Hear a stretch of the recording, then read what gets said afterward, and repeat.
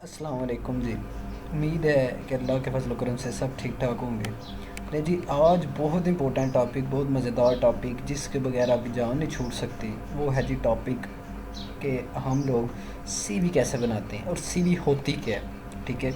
अब ये टॉपिक बहुत इंपॉर्टेंट मैंने क्यों कहा है, ये टॉपिक इसलिए मैंने इंपॉर्टेंट कहा है क्योंकि आप चाहे पढ़े लिखे हैं चाहे अनपढ़ हैं, कोई भी कैटेगरी है आपकी, आपको सीवी की ज़रूरत है। क्यों ज़रूरत है, होती क्या है, कैसे बनाएंगे, ये हम आज के लेक्चर में हम सीखेंगे जी।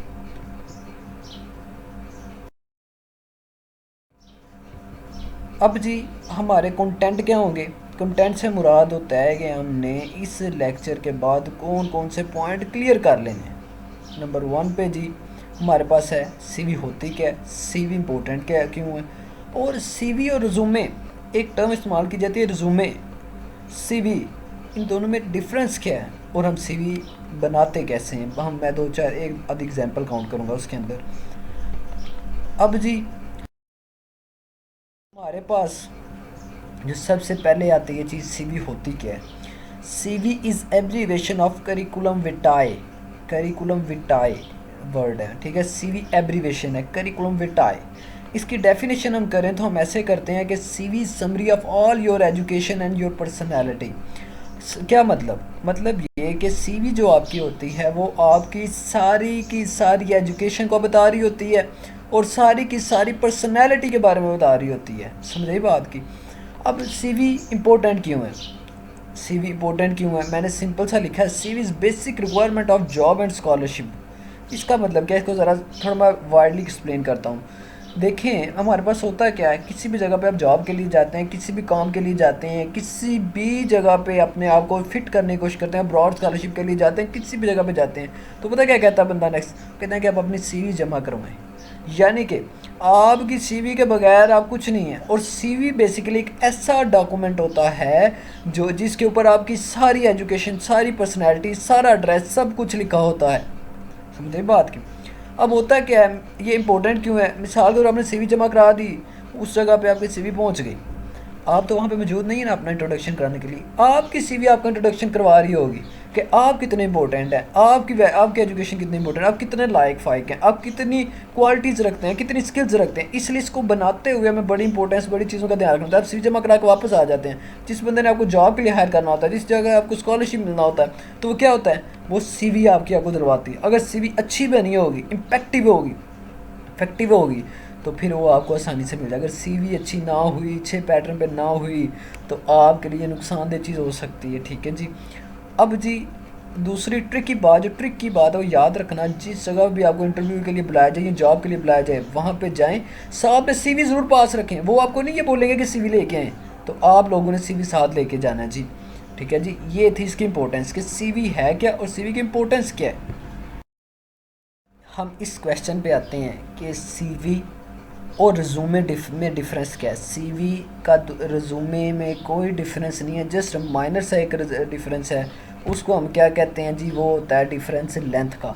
जितनी चीज़ें आप सीवी के अंदर डालते हैं वो सारी की सारी रिज्यूमे के अंदर ही आती हैं, लेकिन वो सारी की सारी चीज़ें आपने मिसाल के तौर पे छोटा छोटा लिख के आपने एक पेज पे लिखना होता है। मिसाल दूंगा इसकी, आपको एक क्वेश्चन दिया जाता है, वो क्वेश्चन 3 पेजों के ऊपर भी लिखा जा सकता है, वो क्वेश्चन 1 पेज के ऊपर भी लिखा जा सकता है, सिर्फ अपने टेक्निकल पॉइंट्स के अंदर लिखने होते हैं। तो जब आप 3 पेजों की बजाय 1 पेज का आंसर करते हैं तो वो रिज्यूमे बन जाता है। यानी कि इसी तरह जब अपनी सीवी, अपनी पर्सनल इन्फॉर्मेशन, अपना बायोडाटा बनाते हैं, अगर वो 3 पेजेस का बने तो सीवी बना वो उसे कहेंगे।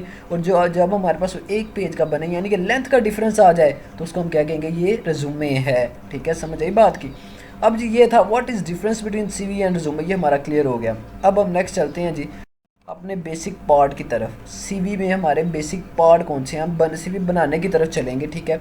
अब जी देखें, अब हमारा काम स्टेप बाय स्टेप होगा, स्टेप बाय स्टेप देखेंगे सीवी बननी कैसे है।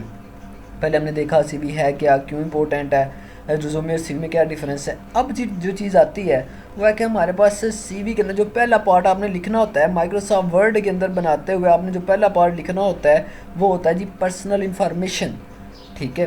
पर्सनल इन्फॉर्मेशन ज़्यादा नहीं डालनी चाहिए, जस्ट लिमिटेड डालनी चाहिए, क्योंकि सीवी के अंदर और बहुत सारी चीज़ें ऐड होनी होती हैं। अगर आपने पर्सनल इन्फॉर्मेशन ज़्यादा डाल दी तो आपकी तो बाकी चीज़ें फिट ही नहीं आएंगी।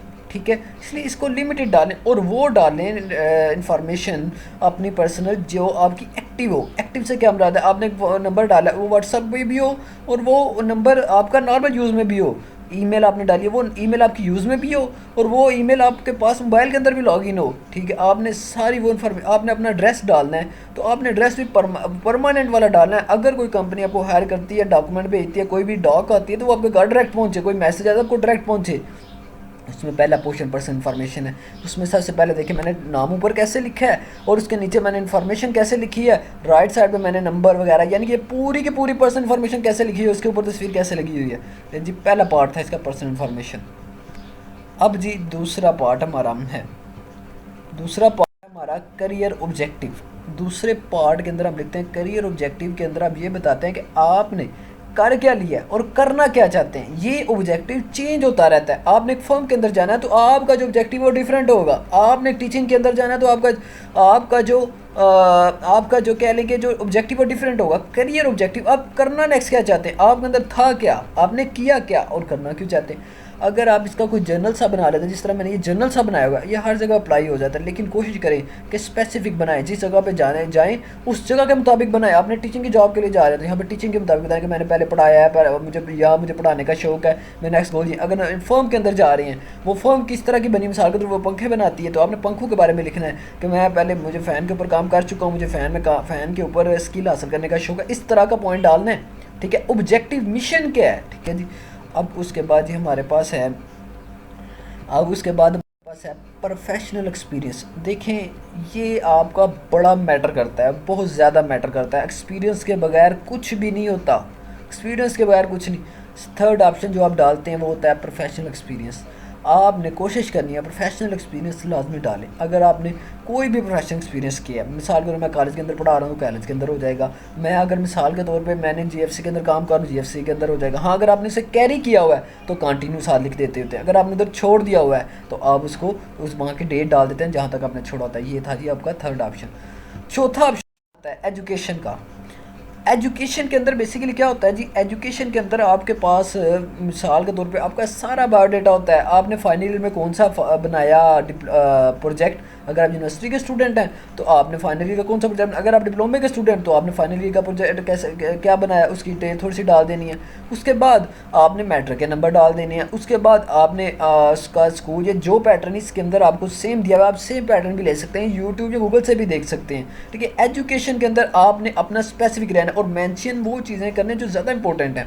अब जी आ गया हमारे पास स्किल्स पोर्शन। इसके ऊपर मैं थोड़ा टाइम लूँगा आपका। स्किल पोर्शन के अंदर आपने क्या करना है, मैंने 3 तरह की स्किल्स लिखी हैं, 3 तरह के पॉइंट्स लिए हैं। कंप्यूटर स्किल्स, यहाँ पे मैंने ना सारे पॉइंट्स डाल दिए हैं। मिसाल के तौर पे मुझे मैटलैब यूज़ करना आता है, मिसाल के तौर पे मुझे ऑफिस मैनेजमेंट यूज़ करना आता है, मुझे सारे जितने भी मुझे सॉफ्टवेयर आते हैं सारे डाल देने हैं। यहाँ पे सारे सॉफ्टवेयर डालने हैं। अब इस सीवी के अंदर मैं एक पॉइंट आप बताने लगा, कंप्यूटर स्किल्स के अंदर आपने जिस जगह जॉब के लिए जाना है ना, उनकी रिक्वायरमेंट देखें क्या है। उनको मैटलैब पसंद है वो आप मैटलैब लाजमी इसके अंदर डालें। ठीक है, अगर उनकी रिक्वायरमेंट C++ है, उनकी रिक्वायरमेंट आपकी वो जावा है, उनकी रिक्वायरमेंट C++ वाली है, तो उसकी रिक्वायरमेंट अपनी सीवी के अंदर लाजमी मेंशन करें। ठीक है, जब आप सीवी किस जगह पे लेके जाने लगे अपनी सीवी में एडिट कर लें। अपनी एडिशन जो वो किस तरह करनी है, उसमें करियर ऑब्जेक्टिव, उसमें एजुकेशन, उसमें कंप्यूटर स्किल सारी उस कंपनी के मुताबिक करनी है। ठीक है, उसकी रीज़न मैं बताता हूँ आपको कैसे क्यों। उसकी रीज़न ये देखें, समटाइम आप सीवी जमा करवाते हैं, ऑनलाइन आपको जमा करवानी होती है। ऑनलाइन सिस्टम रोबोट होता है। रोबोट क्या करता है जी, रोबोट हमारे पास ये होता है कि वो सिर्फ उन्होंने ऐसा सिस्टम सेट किया होता है कि वो ना सिर्फ उनकी क्वालिटीज़ के मुताबिक जो सीवीज़ के अंदर लिखी होती है ना मैच करती हैं, वो सीवियाँ उठा लेता है, टॉप कर देता है, और जो बाकी सीवीज़ होती हैं वो उनको छोड़ देता है। तो इसलिए अपने उस कंपनी के मुताबिक सीवी यहाँ पे डाल लेनी है। ठीक है, आपने यानी कि स्किल डाल लेनी है कंप्यूटर की। ठीक है, उसके बाद ये को करिकुलर एक्टिविटीज़ के अंदर आप किसी मतलब नमाज वगैरह, क्रिकेट वगैरह जो भी आप खेलते हैं। उसके बाद आ गई जी प्रोफेशनल स्किल्स के अंदर आप सारी डालें। प्रोफेशनल स्किल्स के अंदर मुराद इस तरह लीडरशिप की क्वालिटी है, टीम टारगेट है, आप काम कैसे करते हैं, एनालिटिकल स्किल्स है, प्रेशर आप कैसे डील करते हैं, ये सारी स्किल्स के अंदर आता है। ठीक है जी, हमारे पास है इंटरेस्ट, अचीवमेंट और रेफरेंस। इंटरेस्ट आपका मैगजीन पढ़ना है, नावल पढ़ना है, सोशलाइजिंग करना है, ये सारे देख के आपको पता चल जाएगा अचीवमेंट्स क्या हैं, रेफरेंस क्या हैं। ठीक है, ये आप जस्ट पैटर्न कॉपी कर सकते हैं। लास्ट आपके पास कुछ इस तरह का पैटर्न बन जाएगा। ठीक है जी, अब इंशाल्लाह उम्मीद करता हूँ कि सारे बच्चों की सीवी की समझ आ जी होगी। अब मैं टेक्निकल पॉइंट आपको बताने लगूँ, आपने टेक्निकल पॉइंट के ऊपर गौर करना है। टेक्निकल पॉइंट ये है कि सीवी कोई भी एक पैटर्न पे नहीं होती, कोई सीवी फिक्स नहीं होती कि एक फिक्स सीवी हो तो आप उसको इस्तेमाल कर लें, ठीक है। हर इदारे के मुताबिक, हर जगह के मुताबिक आपकी सीवी एडिट करनी पड़ती है, सीवी चेंज होती है, इस बात को समझना है। और सीवी कैसे एडिट होती है मैंने आपको बताया कि आपने स्किल्स अपनी, आपने करियर ऑब्जेक्टिव, अब आपने जो बाकी डेटा उसके मुताबिक आपने इसको एडिट कर लेना है। हर जगह पर फिक्स सीवी नहीं लेके जानी होती है, बात याद रखिए, किसी भी जगह के लिए सीवी फिक्स नहीं होती है। टेक्निकल पॉइंट था। Best of luck ji.